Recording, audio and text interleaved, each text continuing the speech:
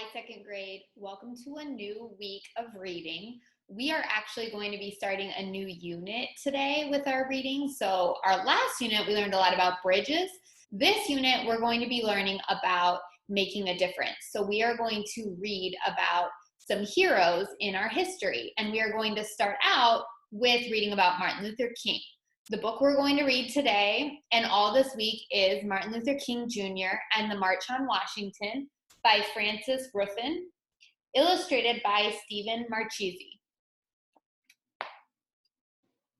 So before we start reading the first part of this book today, I wanted to give you some background information because this book is about a real event that happened in history called the March on Washington. So these are some pictures of the event, some real photos of the event that happened on August 28, 1963. We're going to be learning a lot about this in the book today. I also wanted to show you about Washington, D.C., because this is where the event took place.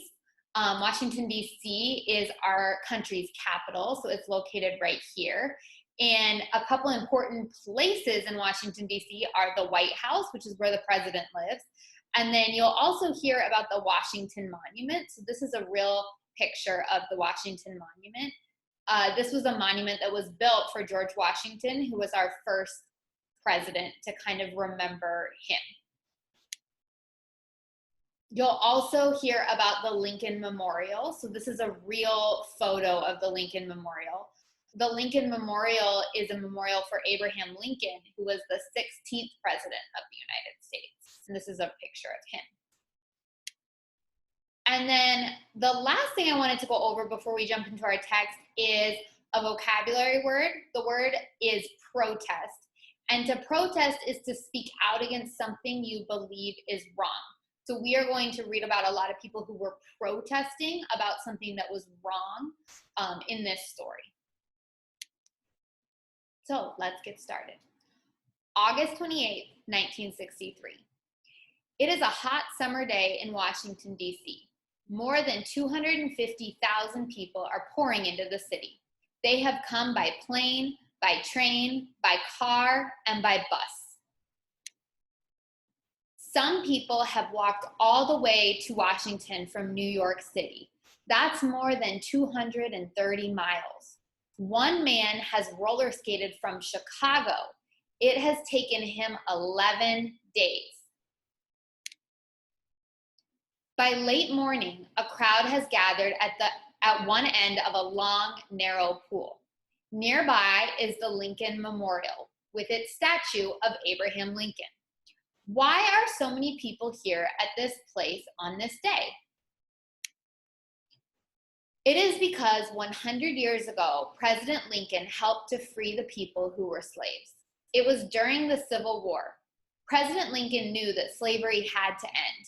Now it is 1963. There has been no slavery for a long time.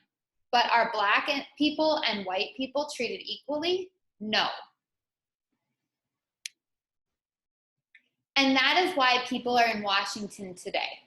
They have come to protest.